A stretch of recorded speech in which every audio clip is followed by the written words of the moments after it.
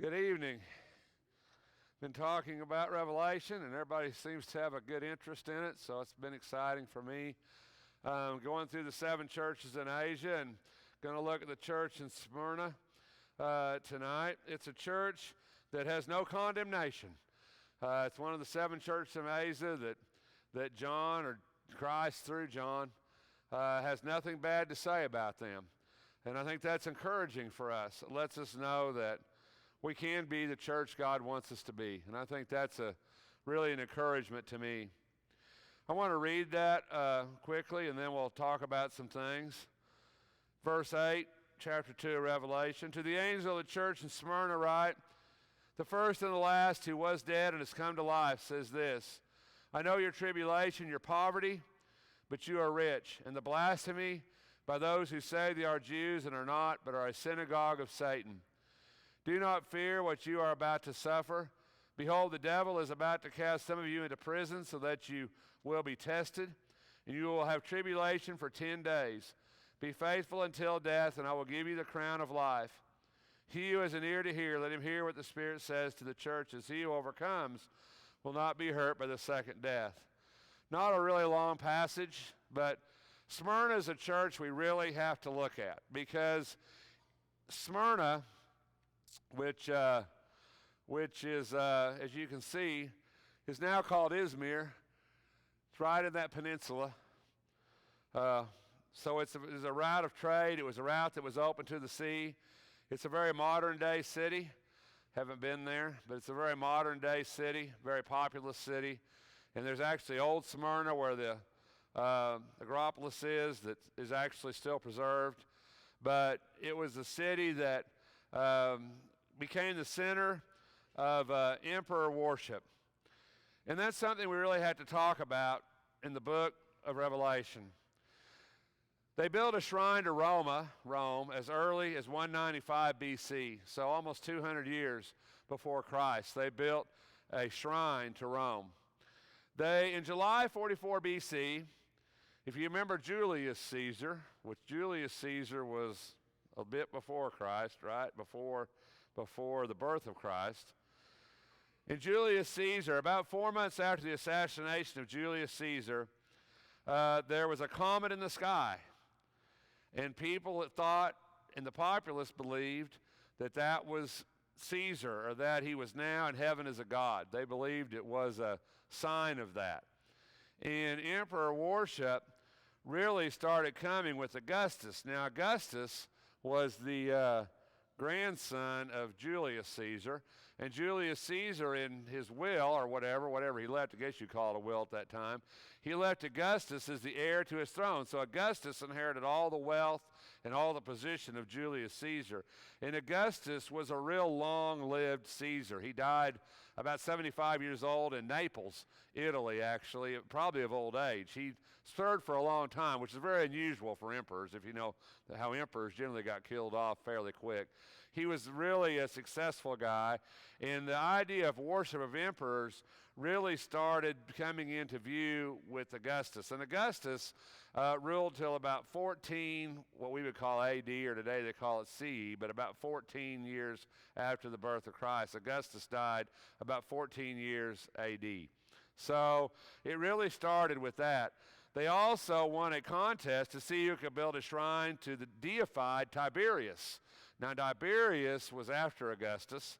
Probably should give you a list of Caesars in this class. Tiberius was after Augustus, and Tiberius was deified, and they won a contest to build a shrine to Tiberius. So what does that mean for Christians? Well, what it meant is that Rome had fallen, especially by the time of John, 100 years after Christ. They had fallen into this path or 60 years, 70 years after Christ, fallen to this idea of emperor worship. So they had basically deified the emperors. And there were busts of these emperors in these cities, these churches, these places in Asia Minor. There were busts, and in order to be a good Roman citizen, you had to kiss that bust or pinch incense and give it to that and basically signify that emperor as a god. Well, Christians can't do that because there's only one God, right? Christians can't do that. And because of that, they were ostracized and their property was taken and they were no longer considered Roman citizens. And so they were persecuted. Their property could be taken. They lost their jobs. A lot of things happened because of this emperor worship. And that became a really, really big thing in the early church. And this in Smyrna is kind of the heart of the start of that. And it's really kind of important in these churches because it's something that's going to influence our study of this book. The Jews in Smyrna were hostile Jews. They were probably the Jews that weren't really Jews at all, right? They were hostile Jews. They were Jews that weren't as worried about God as they were about survival. And because they were also in a persecuted state in Smyrna. But they also kind of aligned themselves with the Greeks. Dionysius was the prominent god, Greek god of Smyrna, and he was the god of wine. Smyrna was known for their vineyards, for their wine. Dionysius was the Greek god. So you can kind of get an idea, can't you? So you got the Roman emperors, who they're saying are gods. You got Greek gods. You got Roman gods, which are a little harsher than Greek gods, right? And then you've got Judaism. You've got Jews there, and you've got Christians there. So you've got a real varied audience, a varied group of people. And the problem was the Greeks, the Romans, they could get along with one another because they were pluralistic. They really didn't care. You want to call Caesar a god, that's fine. You have your god, I'll have my god. It wasn't a big deal. But for Jews and Christians, it was a problem. And the Jews in Smyrna had become survivalists. So they were doing what it took to survive. And because of that, it was putting them in opposition to the Christians. So there were a lot of things going on here that was causing this church tremendous amount of hardship. And as we look at that a little bit, he starts with the idea, this is kind of a picture of old Smyrna, the Acropolis in Smyrna, which is kind of like the center of the town, center of things that went on. He says he's the eternal one, and the first and the last. And Jesus says that in Revelation 1:17, 21:6, 22:13.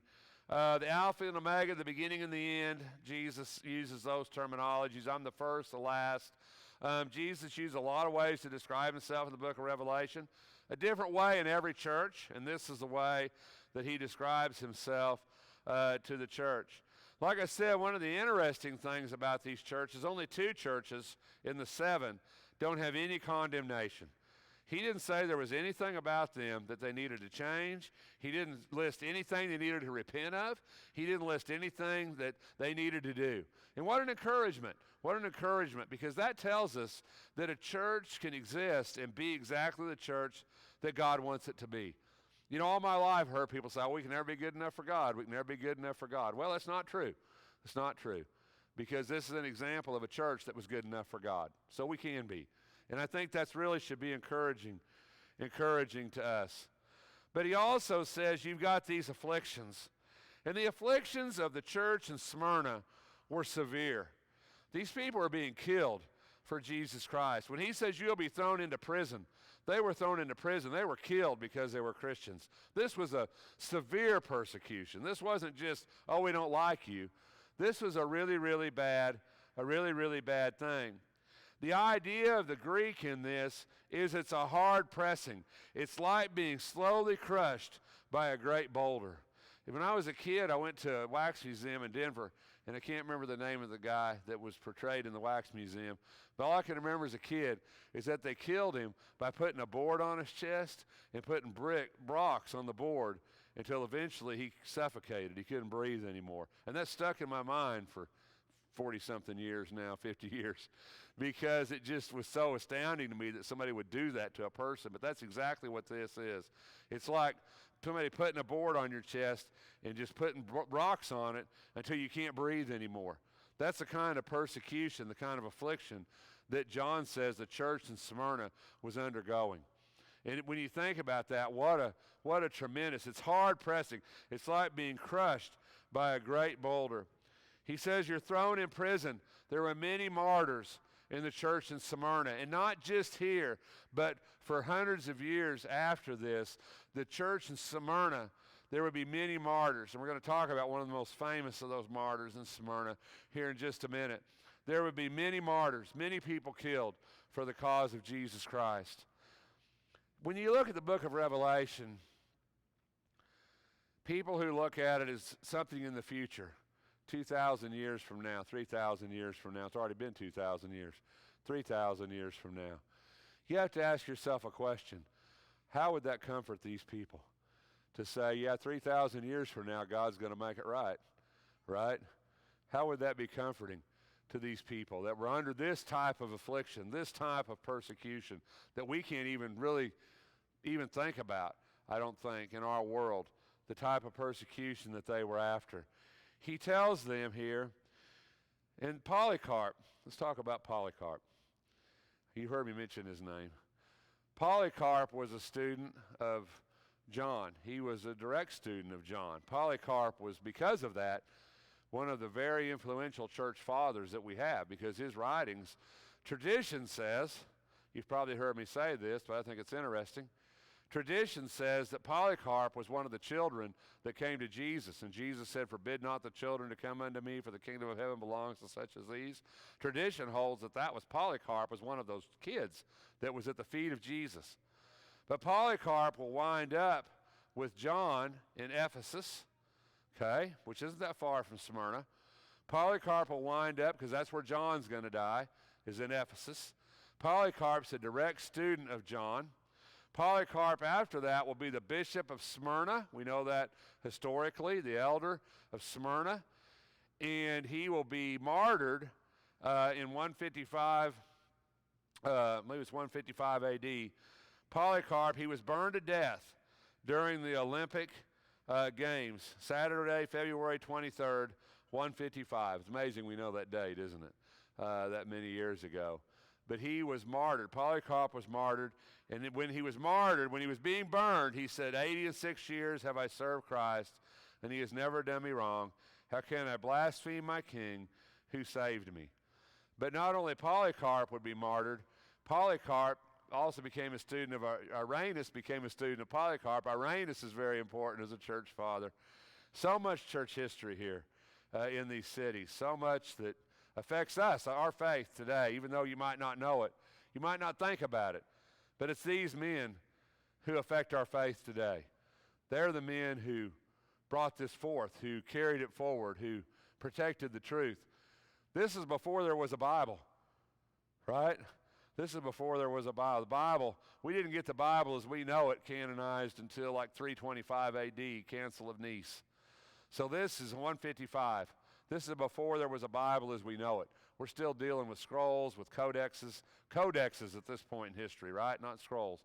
Codexes at this point in history. It's actually been what we would consider a book, but they call it a codex at this point in history. These men were so valuable because they knew the apostles. They were men who knew the apostles. So they were valuable, and their knowledge was valuable. What they left us, their writings are valuable, and it influences us today. I shouldn't get off on that, but church history is my thing. So he said, you're in poverty. He said, and you need to understand, there's two Greek words for poverty, basically, in the Bible. There's one that's like just ordinary poverty, like you're just a poor person. That's one word. But the word John uses in Revelation is destitute. It means that basically it's beyond what we would consider, poverty. It's destitute. In other words, you've had your houses taken away, you've had your business taken away, you've had your source of income taken away. You're basically homeless people on the street. That's basically the type of destitution that we're talking about in Smyrna. He says they were thrown into prison. Their property was confiscated because they had no protection under Roman rule because they wouldn't call Caesar's a god. So they lost their Roman protection. They lost their Roman citizenship. And because of that, their property was taken away. Their businesses were taken away. Their houses were taken away. They were destitute. They were homeless, had no way to make a living, no way of making income. That's the type of poverty that we're talking about for this church in Smyrna. But he also says you're rich, doesn't he, in the text. He says, but you are rich. You're rich. But then he also talks about their persecution from the Jews. Not just persecution from the Romans, not just persecution from the Greeks, but in Smyrna they're being persecuted by the Jews. the Jews that are just survivalist Jews. And John calls them out because he says they're under Satan's influence. If you'll notice in the passage, he uses two words for Satan in here, which is really, really interesting. It says, and you blaspheme, those who say they are Jews are not, but are synagogues of Satan, he says here. Do not fear what you are about to suffer. Behold, the devil is about to cast some of you in prison. Very interesting in the text. Satan, meaning adversary, one who sins against God. Devil, diabolos, blaspheme, right? Blasphemer. So he uses two different descriptive words for Satan. And he says certain Jews are under Satan's influence. They're opposed to God, is what he means. Not just that they're blaspheme, but he's saying they're opposed to God's plan. They're opposed to what God wants to do. These people are Jews, but they're opposed to God. In Romans 2:28, Paul basically kind of uses the same idea of these Jews, and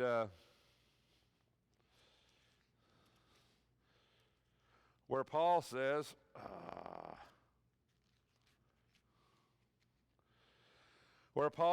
he is not a Jew who is one outwardly, nor is circumcision that which is outward in the flesh.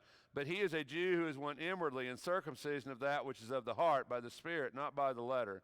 And his praise is not from men, but from God. So Paul says a Jew that's a real Jew, this is a real Jew. These are not real Jews.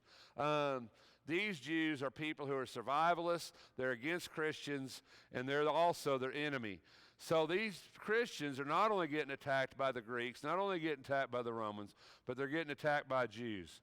He says your suffering is tremendous. And here he uses the word devil, which means slanderer, false accuser. If you look at that text, he uses that word later in the text. He says, do not fear what you are about to suffer. Behold, the devil is about to cast some of you into prison. Devil's not a word that's used a tremendous amount in Revelation, but it's used everywhere else in the New Testament. Most of the time in the book of Revelation, it's Satan. Matter of fact, most of the times we find Satan in the Bible is in the book of Revelation. So it's interesting in that description. You're going to be falsely accused, right? You're going to be falsely accused. And then he says something for 10 days. Now, once again, numerology, numbers, what do they mean? Why 10? What's the significance of the number 10? Does it literally mean that you're going to be thrown into prison for 10 literal days? That doesn't make any sense, you see. It's interesting because if you ever read Valverde, they're like great planet Earth. Valverde takes the 144,000 to be literal. He says that's got to be a literal number. But it's interesting because he doesn't take this 10 to be a literal number. You know, he kind of picks and chooses which numbers he thinks should be literal. I don't think you can do that in the book of Revelation. 10 is significant. There's 3 times in the Bible 10 is significant. One is with Jacob. Jacob says that Laban changed his wages 10 times. In the book of Genesis, he says, you've changed my wages 10 times. In the book of Job, Job is accused 10 different times by his friends. What did you do? 10 different times. And in the book of Daniel, Daniel's tried for 10 days in the book of Daniel. So 10 is a period in the Old Testament. It's a period of affliction, a period of persecution. And it really, I think, refers back to these 3 men, Daniel, Jacob, Job. And you know, if you think about those 3 men, especially Job, you really get the picture of persecution. So he says, you're going to be thrown into prison for 10 days. You're going to be persecuted for 10 days. But there's hope in 10. There's hope in the number 10. 10 is a perfect number, but not a complete number. If it had said 7, a multiple of that, that might have been worse. So 10 is not necessarily, it's saying you're going to be in 10 days, but guess what? It's not going to last forever. If you look at these 3 men, all of them had redemption. Am I right? Job had redemption, Daniel had redemption, Jacob had redemption. So in the very sense, they knew this. They knew this Old Testament better than you and I. So a lot of times these numbers are referring back to things that mean something to them that might not necessarily mean something for us. The same suffering we look at in 2 Corinthians 4:17. What a tremendous burden it had to be upon them, these things. But he also gives them a promise. No condemnation, but there's a promise. And the promise is that you will not be hurt by the second death. We have to get to the end of Revelation to understand what the second death is, right? That's the second death where you'll actually be cast in the lake and things will be destroyed. He also gives the idea that you'll get a crown. He says, I will give you the crown of life. There's two different crowns in the book of Revelation, two different Greek words. You're probably going to hear me say this a lot. There's two different crowns in the book of Revelation. Diadem, which is a kingly crown, and Stephanos, which is a victor's crown. This is Stephanos. This is a crown that a Greek Olympian would get when he won the game. It's the wreath that you might see on a Greek Olympian. It's the crown of victory. Now, the other crown we see, if we talk about the dragon and the 10 crowns, those are diadems. Those are kingly crowns. That's the crown you think a king wearing, the big gold crown. So there's two different words for crowns in the book of Revelation. And this particular word is Stephanos. He says you're going to receive the crown of a victor, one who's overcome. And the second death is not going to have any power over you. You got to go to Revelations 20:14 through 15. We'll get to there when it talks about the second death, what the second death is. So there's a lot here. It's really short. But Smyrna has a lot to do with the book of Revelation. Their persecution, their tribulation, the things that were going on to them, emperor worship that was so rampant, and particularly in the city of Smyrna, more than other cities we're going to look at. Their persecution not only by the Greeks, but by the Romans for their not emperor worship, the confiscation of their property, and their persecution by the Jews. So there's a whole lot of things here that begin to build. That's how come I think it's a missed service if you study the book of Revelation and you don't look at these 7 churches. Because really, this book is about them. This book is written to them. So in order to really understand Revelation, we really need to understand what these 7 churches were dealing with in order to really understand this book. So we've gone through Ephesus, we've gone through Smyrna, and I don't know, some of these are pretty interesting cities. So we'll keep getting along as we go. I hope that you're enjoying this. Thanks for your time. If we can help you in any way, won't you let it be known while we stand.